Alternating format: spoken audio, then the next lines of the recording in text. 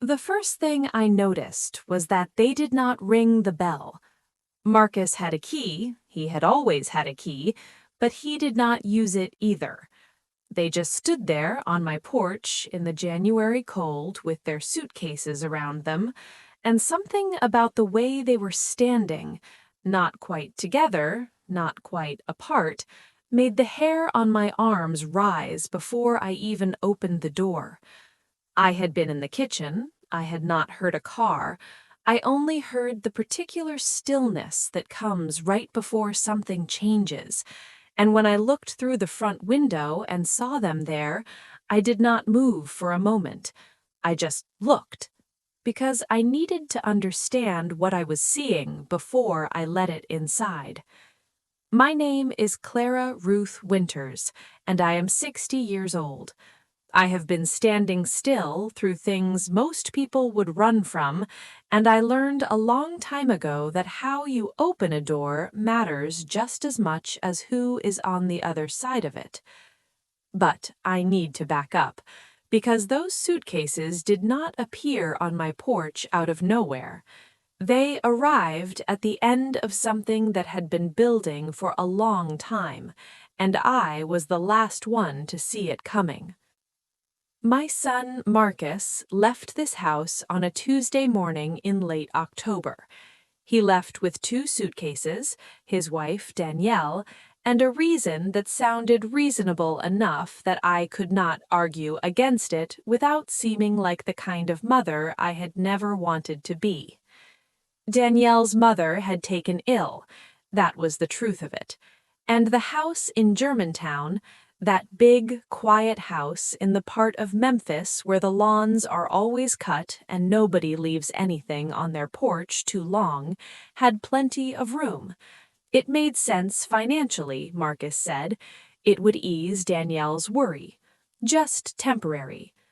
He said all of this at my kitchen table, not quite looking at me, turning his coffee cup in a slow circle the way he used to do when he was 16 and had something to confess. I listened to all of it. Then I asked him one question. I said, "Marcus, where does that leave me?" He looked at the table.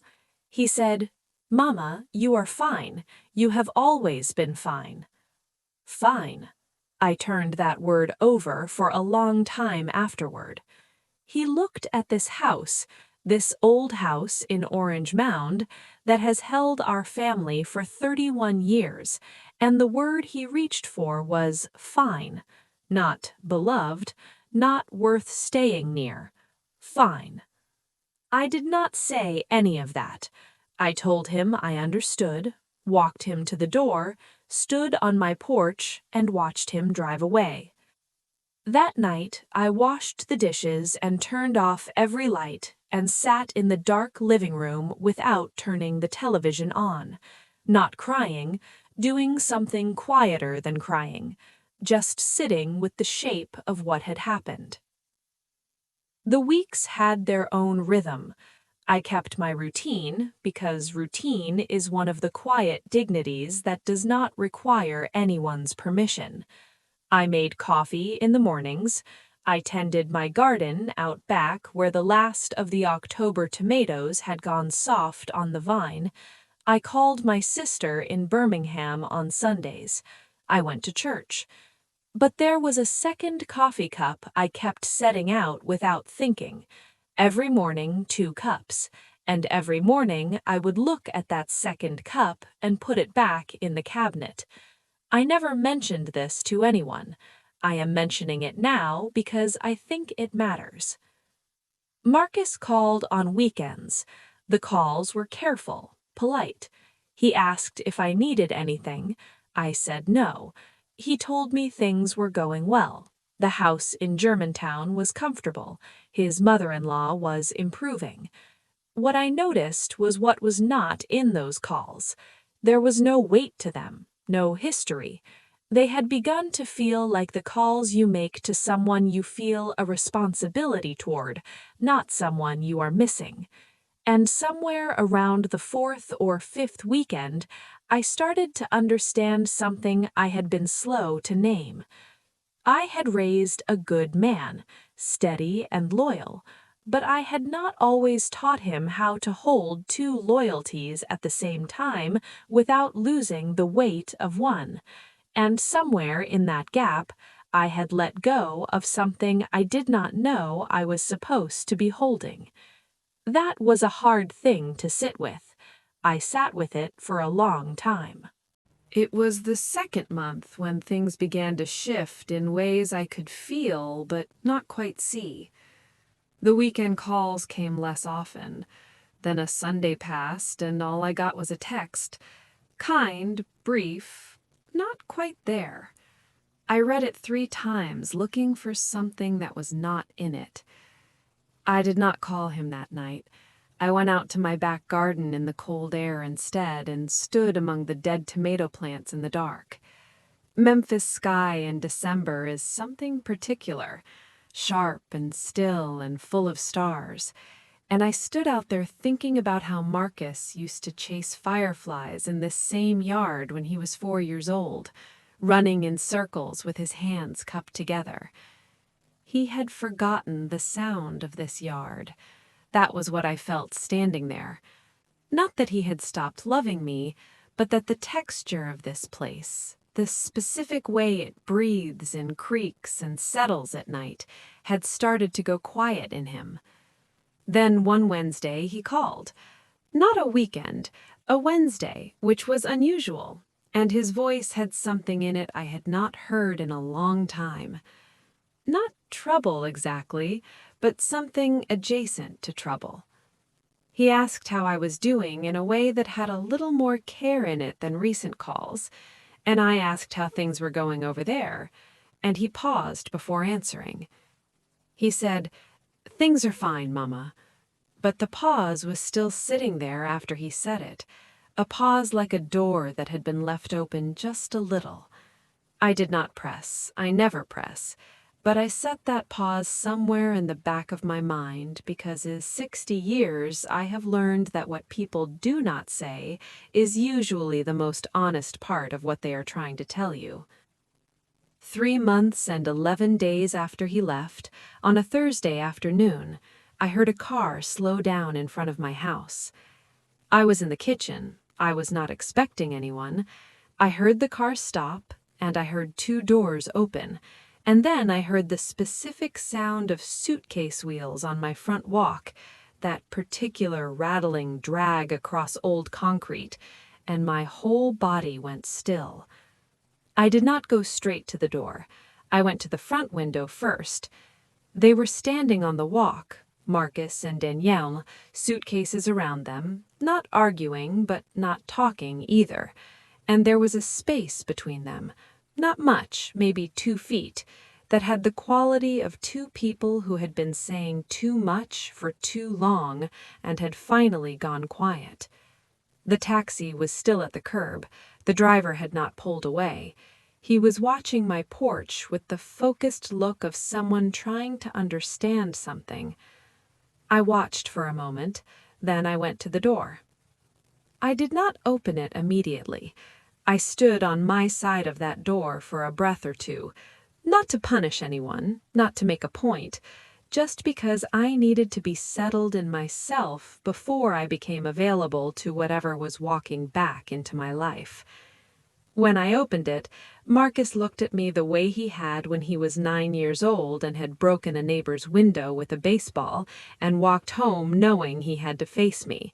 That particular combination of needing forgiveness and not yet being ready to fully ask for it. Danielle looked smaller than I remembered. She had a tightened-in quality, like she had been holding herself very carefully for a while and was tired all the way through. Neither of them spoke first. I looked at the suitcases. I looked at the 2 of them.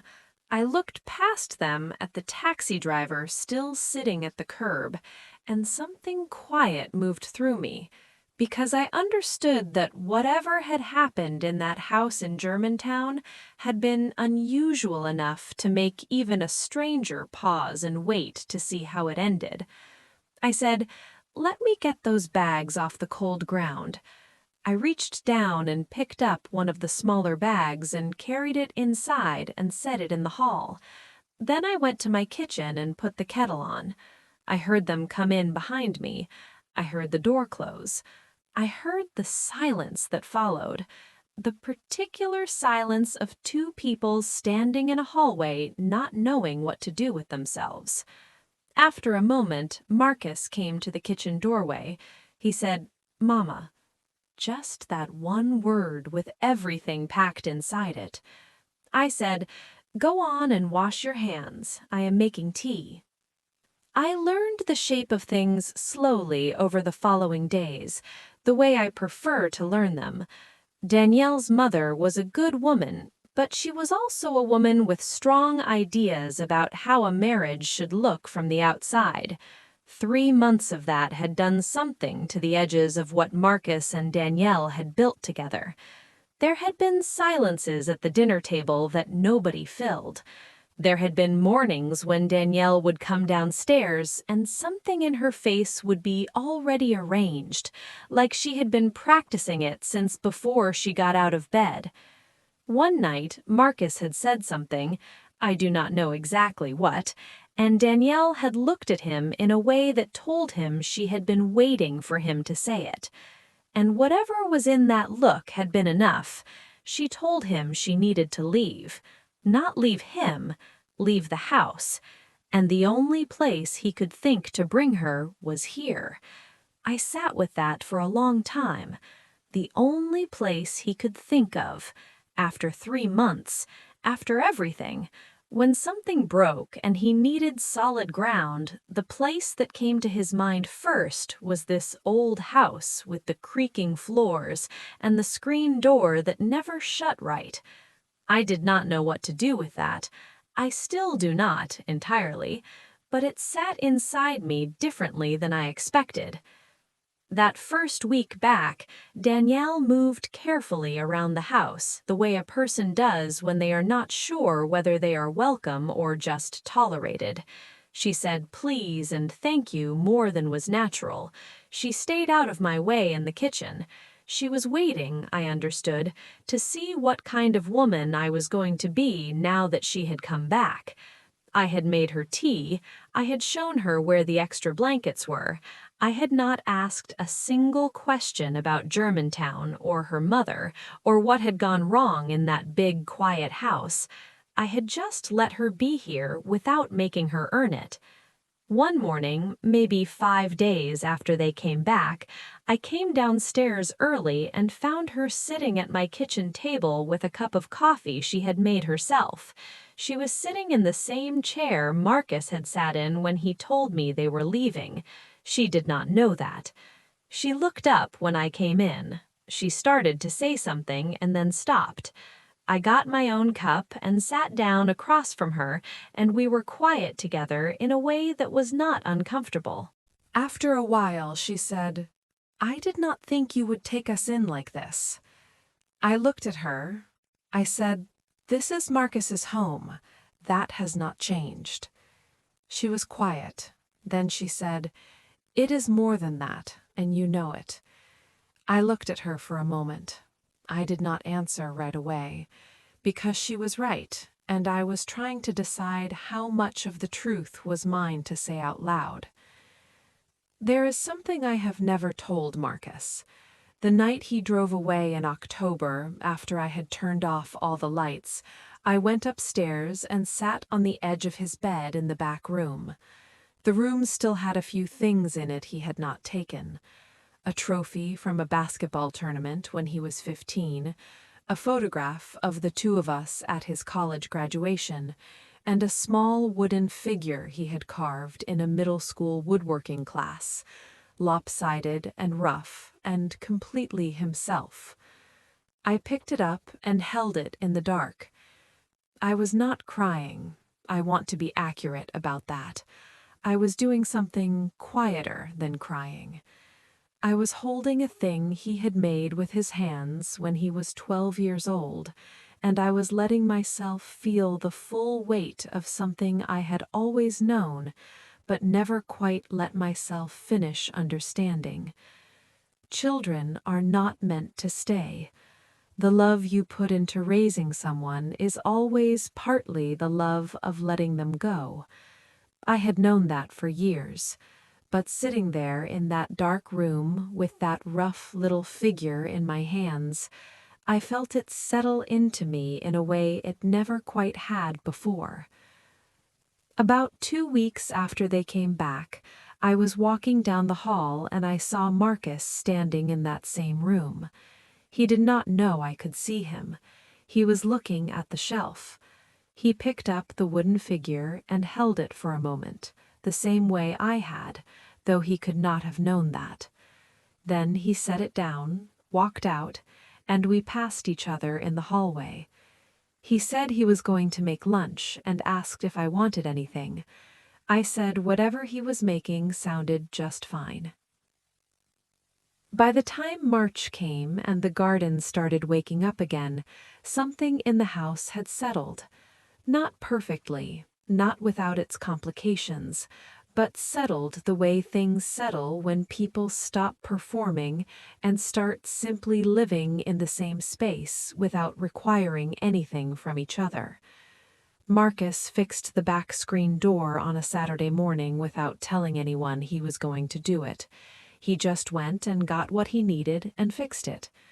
I was in the kitchen when I heard it close properly for the first time in years, that clean, solid sound, and I stood still for a moment with my hands in the dishwater and did not say a word. Danielle started sitting with me some evenings on the front porch. We did not always talk. Sometimes we just sat and watched the street and let the evening come in around us. But one night she said to me, "Your son talks about this porch a lot, about sitting out here when he was growing up." I said I knew. I said he used to sit out here until it was too dark to see, and then come in and eat whatever had gone cold on the stove. She smiled at that. No effort in it. Just a real smile, quiet and a little surprised, like something she had not expected to feel. The suitcases are in the closet at the top of the stairs now. Marcus put them away on the second day without being asked. He just carried them up and tucked them away like they belonged there. I walk past that closet every morning on my way to the kitchen. I do not always think about them, but sometimes I do. Sometimes I think about those bags sitting off-angle on my porch in the January cold, and the taxi driver sitting at the curb watching, and what he must have made of what he saw from the street.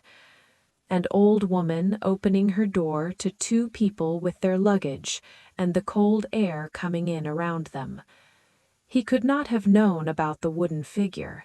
He could not have known about the second coffee cup I put out every morning for 3 months. He could not have known about the particular sound of that screen door closing right for the first time in years. He just saw what was visible from the street. The rest of it belongs to us. This house in Orange Mound, Memphis, Tennessee, that has held 31 years of everything we have been to each other, and everything we have failed to be, and everything still that we are trying to become. Some mornings I come downstairs and there are already 2 cups on the counter. Marcus puts them out now before I even get to the kitchen. I do not know if he remembers the old habit or if he just does it without thinking. I have not asked.